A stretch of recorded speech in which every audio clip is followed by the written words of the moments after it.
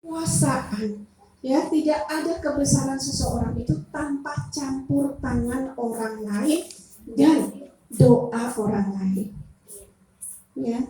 Jadi kita yang pertama itu jangan sombong deh. Intinya dari yang tadi adalah manusia tidak boleh sombong. Masuk aja. Jadi sebenarnya manusia itu nggak berdaya, ya, menghadapi virus corona itu sama sekali tidak berdaya. Bahkan pertama kali saya terkejut itu dengan salah satu dokter paru di Banjarmasin. Itu dokter pertama di Banjarmasin yang meninggal karena virus corona. Ternyata beliau adalah teman saya, ayah teman saya. Ya karena saya nggak pernah ketemu ya, jadi nggak pernah tahu. Itu juga temannya di dunia maya. Setelah beliau posting, teman saya posting, baru saya tahu itu ayahnya. Masya Allah. Kehebatan seorang dokter paru pun terkalahkan oleh virus ini. Padahal yang sudah beliau pakai selama beliau merawat orang sakit itu kurang apa? Ya, APD-nya lengkap. Ternyata ada yang lolos masuk ke dalam tubuh beliau. Ya. Saya tidak ingin menyalahkan siapa-siapa.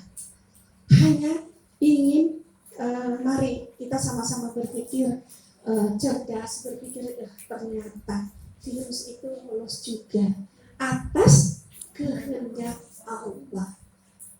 Mau berusaha bagaimanapun kita, kalau memang sudah kehendak Allah, ya sudah. Ternyata Allah gitu ya, nggak kasihan sama kita, nggak kasihan sama dokternya, bukan Bu. Karena Allah ingin membuktikan kepada manusia, ini loh virus yang aku buat sekecil ini aja masih bisa menerobos APD seketat itu. Ya, jadi tidak akan ada yang pernah lolos ya dari kebesaran Allah, tidak ada. Nah, kemudian dari kebesaran Allah ini, Allah ingin mengingatkan bahwa akhir dari semuanya adalah nanti kita berpulang, kita meninggal. Di saat kemarin wabahnya sedang, Masya Allah, seperti itu Bu, subhanallah. Hampir tidak ada orang yang tidak takut. Ya, tidak ada orang yang tidak takut, semua takut. Baik rakyat jelata yang mungkin di bawah garis kemiskinan, sampai yang rumahnya gedong, bertingkat, hidupnya di apartemen, semua ketakutan. Bahkan ada yang sampai ke pasar pun dengan APD lengkap ke pasar Bu. Bahkan satu APD itu harganya ratusan ribu dan harus sekali pakai. Ke pasar dia pakai APD lengkap, saking takutnya kena virus. Padahal dia nggak berpikir. Dia pakai APD lengkap ke pasar, tapi dia tidak melakukan protokol kesehatan yang lain. Begitu masuk ke rumah, dia masuk dulu dengan APD-nya, padahal nggak boleh. APD-nya harus dilepas di luar, dia mandi dulu, baru dia harus masuk ke rumah. Ini karena ketidaktahuan, ya, karena ketakutan. Ketakutan kita akan suatu nama yang namanya pulang, mati. Padahal tujuannya itu cuma satu, Allah ingin mengingatkan. Dengan kebesaran ini, dengan kesombongan kita, itu loh. Nanti kamu asalnya ke situ. Yang tadinya terlihat sehat, akhirnya meninggal. Memang sih, semua juga bisa meninggal. Ya, hanya mungkin karena selama ini kita sudah terlalu lengah, terlalu sombong, terlalu santai dengan bekal apa sih yang kita akan bawa. Akhirnya Allah ingatkan dengan virus yang sekecil itu. Ini loh dengan virus, akhirnya berjuta-juta orang meninggal dalam waktu sekejap. Orang yang hebat-hebat akhirnya juga meninggal. Ya, itu yang hikmah yang pertama. Allah ingin membuktikan kebesarannya agar kita tidak sombong. Untuk mengingatkan kita, akhir dari semua itu adalah kita nanti berpulang. Jadi menyiapkannya dari sekarang. Nah, kemudian masih yang pertama Bu, hikmahnya yang saya rasakan, ya, yang saya rasakan kemarin, betul-betul kita diuji untuk menjadi sebuah keluarga yang bisa menjadi keluarga duniawi dan akhirat dan surgawi. Kenapa? 24 jam anak-anak dengan kita. sumpah kada Bu. Bangun tidur sudah rebutan kamar mandi. Habis mandi selesai di meja makan rebutan juga lauk. Habis itu meribut udah dengan mamanya. Kenapa telur lagi mak? Kenapa tempe lagi mak? Bosan aku. Maka mamanya bingung, bapaknya lagi dirumahkan. Ribut lagi dengan anaknya. Jadi kedekatan sebenarnya Bu. Dengan hikmah ini Allah ini loh keluargamu. Kemarin kamu agak jauh dengan keluargamu. Ayo mendekat dengan keluarga. Begitupun, Masya Allah Bu, saya bertemu dengan seseorang yang dia bekerja di suatu usaha iklan, periklanan, dan dirumahkan tanpa gaji. Padahal beliau sudah kerja bulan itu sudah setengah bulan, harusnya digaji yang setengah bulan ini ya Bu ya. Tidak digaji. Alhamdulillah sih istrinya masih punya gaji sebagai seorang guru ya. Beliau mengatakan begini, mungkin saya kemarin terlalu sombong dengan gaji saya yang sekian juta lah. Beliau katakan, saking sombongnya, saya itu sering makan di luar dengan teman-teman saya. Mungkin ini Allah ingin menegur, saya ini harus balik ke rumah, mengambil tabungan saya, menghabiskan waktu saya di rumah. Saya salut dengan beliau. Beliau nggak peduli di saat bulan kedua harus menjual satu motornya demi menghidupi keluarganya. Nggak peduli. Yang penting aku bisa merasakan kedekatan lagi dengan keluarga. Ternyata ini cara Allah menegur saya. Bukan menegur kita, menegur saya. Memang ini umum, Bu. Kejadiannya tuh umum. Hanya kita sebagai individu harus mengambil hikmah dari itu. Oh iya ya, berarti memang kedekatan keluarga itu yang nomor satu. Itu yang saya rasakan Bu. Kemudian masih yang berkaitan dengan nomor satu itu kedekatan keluarga. Ruhiyah anak-anak kita itu diujinya kita itu untuk mencari hikmahnya itu kemarin Bu.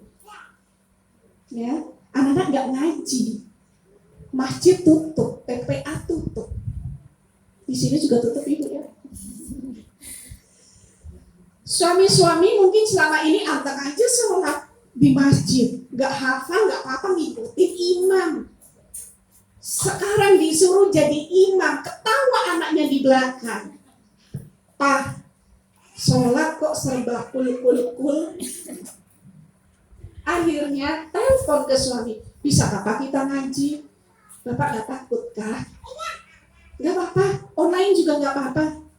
Ya sudah, ngaji online Bu, dibayar suami saya paketnya. Hanya untuk belajar sampai surah apa Bu? Kalau kita menyebutnya ya Al-Nasrah, Al-Insyirah. Cuma sampai situ dulu. Ya, pokoknya hafal dulu artinya nanti. Kata suami, hafal dulu bacaan yang baik bisa jadi imam arti nanti. Begitu sampai di bulan Ramadan, selamat aku. Kada lagi aku diolokin anakku. Bapak nih kul-kul mulu. Anaknya loh Bu sekolah di Muhammadiyah. Hafalannya sudah banyak juga. Bapaknya begitu ngimami kul-kul mulu Bu. Diolok sama anaknya. Tapi si bapak mengambil hikmah. Iya, mungkin Allah menegur saya sama ini. Saya sholat di masjid, anteng aja ngikutin imam. Amin. Ya, nggak hafal bacaan, ngikutin dalam hati. Begitu jadi imam di rumah, bingung sudah. Dan hikmah berikutnya beliau jadinya bisa belajar ngaji. Dulu lancar, tapi kan nggak pernah dipraktekkan. Ya seperti itu. Oke, berikutnya.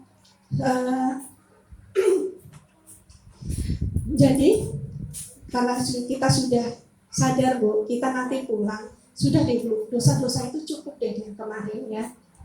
Ramadan kemarin, saya mengambil kesimpulan begini. Selama ini bulan Ramadan diramaikan oleh lingkungan luar rumah kita, bukan dalam rumah kita. Yang meramaikan bulan Ramadan itu sama ini masjid, ya, anak-anak yang berbuka puasa di masjid dan kita yang tarawih di masjid. Mungkin Allah ingin menghidupkan Ramadan itu di rumah kita juga Bu, ya, bukan cuma sekedar di masjid. suasana di luar rumah. Nah, tahun ini kemarin, mudah-mudahan di rumah ibu-ibu juga, rumah kita itu dihidupkan oleh Ramadan. Selama ini kita tadarusnya ikut tadarus kelompok, ya, di masjid. Tahun ini tadarus tetap kelompok, tapi di absen. Kita tadarusnya di rumah. Sebulan kemarin setan pergi, Bu. Benar-benar pergi karena kita tadarus di rumah. Bukan di masjid, kelompok. Tapi saya senang kemarin itu, Bu. Cepat. Ya. Karena kalau di masjid, lama. Ngabisin dulu kuenya. Baru mulai lagi tadarus. Belum selesai, ngemil lagi. Tadarus lagi. Bisa 2 jam. Begitu di rumah 2 jam bisa 2 juz. Ya, itu hikmahnya. Sampai sekarang, Bu, sudah berapa juz lagi? Sudah khatam? Jangan dilewatkan, Bu, ya. Sayang, Bu, hikmah Ramadan kemarin, ya. Berapa kali khatam, Bu? 2, 3. Ya, kalau 3 kali khatam, di luar Ramadan 1 kali khatam sebulan, ya, Bu, ya. Jangan setahun khatamnya. Ya, sudah, Bu, ya. Jadi hikmah yang tadi, jangan sombong. Kita diharuskan mengakui kebesaran Allah. Itu hikmah yang pertama. Manusia tidak ada apa-apanya. Kemudian yang kedua, ikhlas. Hikmahnya itu mau tidak mau kita itu kemarin harus ikhlas. Jangankan kita, Bu, Masya Allah, ya. Saya itu sedih berpikir mereka yang kehilangan keluarga terpaksa harus ikhlas, cuma bisa melihat dari jauh. Mending, Bu, jauhnya tuh 500 meter. Dibatasi, Bu, 1 kilometer baru bisa boleh melihat. Ya, penguburan itu kan kalau siang. Kalau beliau mereka meninggalnya malam jam 2, paling lama 4 jam. Jam 3, 4 tuh harus jadi kubur. Kita nggak bisa melihat, Bu. Kalau siang masih bisa kita hadiri lewat jam, menghadiri pemakaman. Kalau malam nggak bisa. Bahkan ada yang sama sekali tidak diperbolehkan untuk menghadiri pemakaman itu meskipun dari jauh. Tapi mereka terpaksa harus ikhlas. Kehilangan anak istri, bapak ibu dalam satu rumah kehilangan berapa? Yang terakhir saya dengar itu kan bapaknya, ibunya, kemudian anaknya 2 dokter. Istrinya yang sedang mengandung juga terpapar. Masya Allah, Bu, harus ikhlas. Ya, kita memang ini dipaksa untuk ikhlas, Bu, dengan pandemi ini. Tapi bukan cuma sekedar ikhlas. Ikhlas itu seperti apa sih, Bu? Bukan juga cuma seperti surat Al-Ikhlas yang nggak ada bunyi Al-Ikhlasnya, bunyi ikhlasnya. Bukan cuma sekedar itu. Namanya ikhlas itu, Bu. Justru namanya ikhlas itu kan biasanya ikhlas itu ya seperti alhamdulillah. Bu, kalau alhamdulillah itu kan bersyukur ya. Bersyukur yang bagaimana dulu? Ya. Bersyukur yang bagaimana dulu yang dimaksud. Jadi ikhlas di sini dengan berucap alhamdulillah, iya, masih diberi kesehatan dan kekuatan. Itu ikhlasnya kita. Lalu kita ikhlas lagi ada, ya Allah, saya begini. Kita dalam pandemi kemarin tidak boleh kemana-mana. Alhamdulillah masih lengkap keluarga kita. Jadi kita disuruh ikhlas melihat segala kekurangan yang kita dapatkan, segala kesulitan yang kita dapatkan. Ikhlasnya harus melihat ke segi positifnya. Alhamdulillah kehilangan pekerjaan, masih ada istri, nggak kehilangan istri, nggak kabur istrinya. Ya, si suami, alhamdulillah anak-anakku sehat. Meskipun kekurangan tapi anak-anak tetap sehat. Mereka menerima apa adanya, makanan apa adanya di atas meja, apa saja mereka makan, tidak ribut. Alhamdulillah. Bahkan, Bu, yang terakhir saya dengar di TV itu ceramah dari Yaman, Masya Allah, nangis saya, Bu. Beliau mengatakan begini, saya tidak pernah mengucapkan innalillah saat saya kehilangan sesuatu, pun saat kematian anaknya. Kenapa? Alhamdulillah, akhirnya Allah mengambil anak saya. Berarti sudah cukup amanah yang diberikan pada saya. Sudah cukup dia sakit selama ini. Ya Allah Bu, alhamdulillah yang beliau ucapkan. Ya, 2 kali istrinya meninggal. Ya, istri pertama, istri kedua dia ucapkan alhamdulillah, aku ikhlas. Semoga dia menjadi penghuni surga, menjadi bidadari surga. Ridho Bu dengan meninggalnya sang istri. Kalau sudah ridho Bu, jadi bidadari surga sudah istrinya itu Bu. Tidak pernah beliau mengucapkan innalillah. Saya tidak pernah mengucapkan innalillah saat saya kehilangan. Kenapa? Karena semua kembali kepada Allah. Alhamdulillah sudah diambil oleh pemiliknya. Saya sudah tidak punya beban. Berat Bu ya. Kita tidak setegar itu mungkin, tapi mungkin kita bisa mencobanya. Ya, kita bisa mencobanya. Jadi saya kalau sekarang ada apa-apa itu, alhamdulillah. Yang kebangetan itu suami saya Bu, anak saya Bu, Abi itu orang aku jatuh malamnya, alhamdulillah. Ya alhamdulillah dong Dek, kamu tadi jatuh terus sakit di apanya? Lututku berdarah, enggak? Ya alhamdulillah sudah enggak berdarah, cuma sakit kan? Tuh kasih minyak, nanti pasti sembuh. Tapi kan sakit Bi, ya kan cuma sakit sebentar aja, besok sembuh. Kalau enggak, ya alhamdulillah kakimu enggak putus. Ya Allah Bu, dulu saya stres punya suami seperti itu. To the point banget, ya. To the point banget, tapi lama-lama iya ya. Saya ini baperan, punya suami to the point, diajarkan untuk tidak terlalu baperan. Perempuan kan sebentar-bentar baper, sebentar-bentar baper, nangis. Jadi diajarin untuk tidak selalu baper, ya. Jadi ikhlas Bu ya, kita ikhlas menerima kemarin. Jadi punya utang banyak, ikhlas. Alhamdulillah masih punya hutang. Ya Allah semoga panjangan umur bisa melunasi hutang ini. Bukan cuma ibu aja yang punya hutang, saya juga punya. Karena pandemi kemarin itu banyak yang punya hutang, termasuk saya. Tapi insya Allah akan kita lunasi hutang-hutang itu. Ya Allah alhamdulillah punya hutang, masih diberi umur panjang. Berarti masih diberi waktu untuk melunasi hutang-hutang itu. Nah, tapi bukan berarti Bu, ikhlasnya itu jangan beranggap seperti ini. Aku ikhlas. Kita harus ikhlas dong. Ini loh, sakit begini. Ngapain sih? Ya namanya kita makhluk Allah, bisa aja kapan-kapan mati. Gak usah lah kita ikhlas aja terima. Gak usah takut dengan virus. Itu namanya sombong. Ya. Bahkan ada yang beranggapan itu loh virus itu makhluk Allah, sama seperti kuda, sama seperti kucing. Itu makhluk Allah yang bisa juga mati. Saya kesel loh Bu, digituin, pernah digituin. Akhirnya saya bilang begini, buaya harimau itu juga makhluk Allah. Kamu nyemplung sama ke sungai Mahakam atau ke sungai di mana itu yang banyak buayanya di Sangatta. Nyemplung sudah itu, di situ juga ada makhluk Allah. Berani situ, nyemplung ke situ. Ya enggak sih. Ya sudah. Berarti kan satu yang harus dipelajari meskipun ikhlas ya. Kita ikhlas menerima tapi tetap ada ikhtiar. Saya ikhlas ya Allah diberi kemiskinan, kekurangan harta.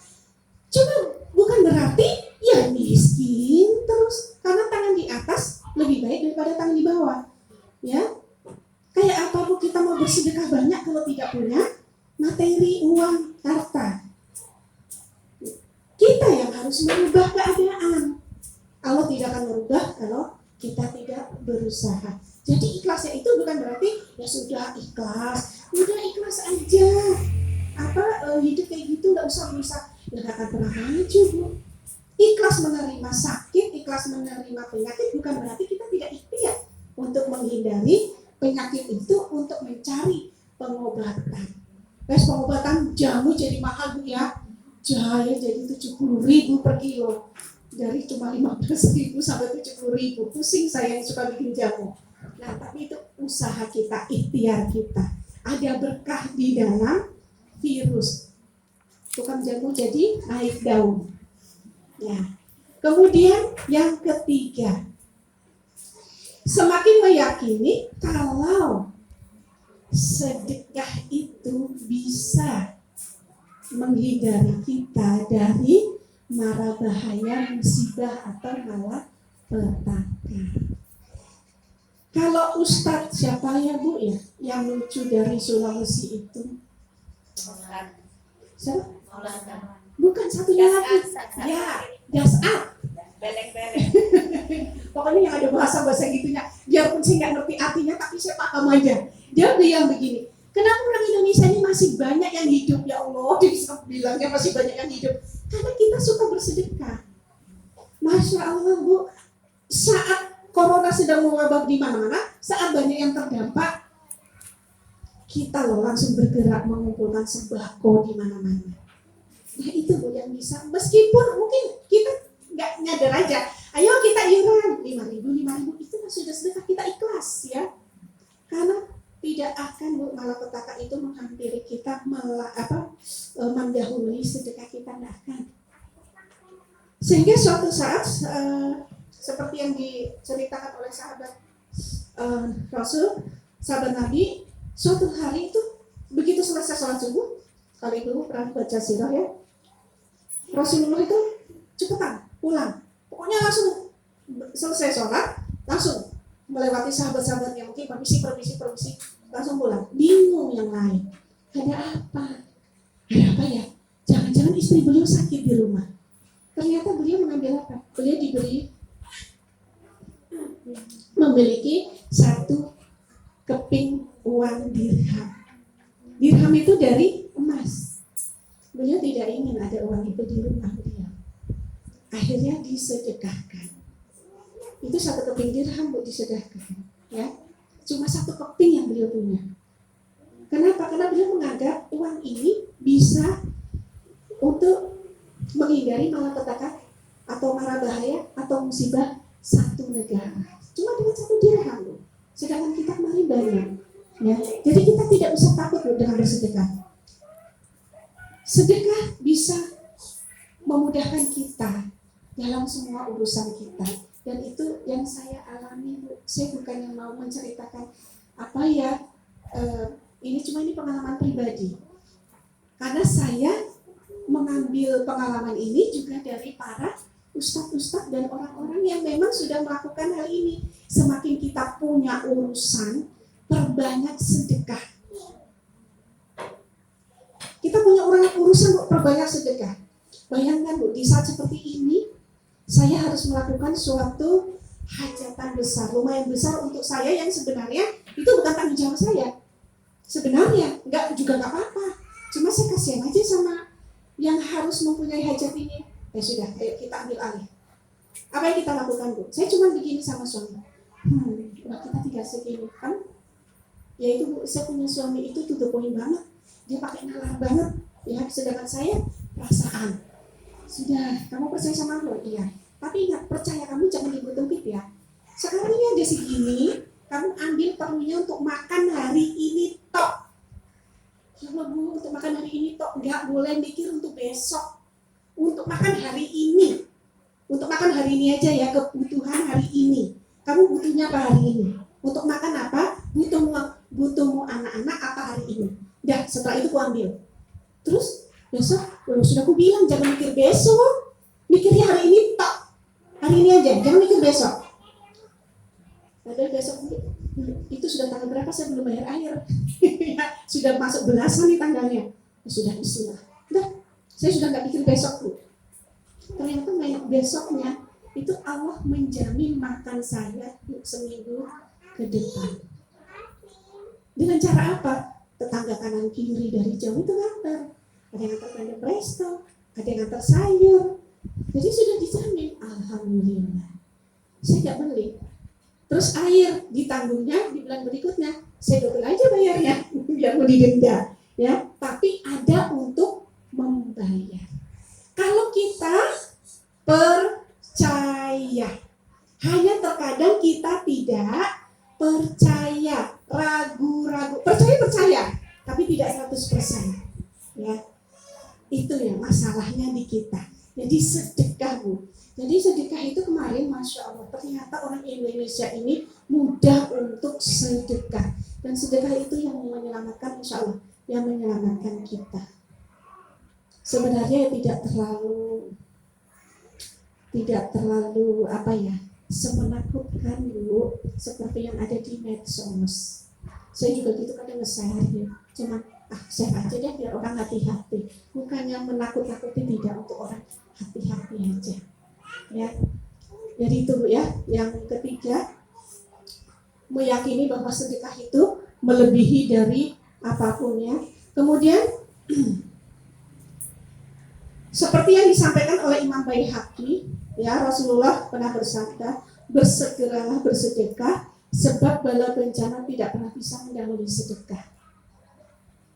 Tidak pernah bisa Bu. Jadi kalau kita sudah sedekah, insya Allah. Satu Bu, jika Ibu ingin bepergian jauh, sedekah deh, insya Allah aman. Barang Ibu ketinggalan, aman. Saya umroh Bu, satu tas saya tuh ketinggalan. Di mana? Di Jeddah. Lupa saya bawa. Umroh itu isinya apa Bu? Dompet dan oleh-oleh. Itu satu tas. Saya nggak bawa. Saya niatnya ibadah, jadi saya belinya saat saya mau pulang. Itu aja. Ya udah, nggak sempat di packing kan Bu. Ya sudah, cuma satu tas dinding. Tapi ada dompetnya. Sudah. Saya telepon suami, di mana? Itu semua waduh di sini. Paspor, visa, ada lengkap. Cuma dompet aja, ATM sekali situ ada uangnya, sudah, bismillah. Turun di Soekarno-Hatta, ada ibu ngambilin, Bu, tadi tas itu nggak terbawa. Masya Allah Bu, ternyata kuncinya itu. Setiap mau berpergian, saya masih merinding. Ibu mau berpergian kemanapun, ya terutama mau jauh, sedekah dulu, baru bismillah, berangkat. Itu yang saya praktekkan selama ini, alhamdulillah. Kalaupun ada kehilangan, tidak kembali, ya sudah.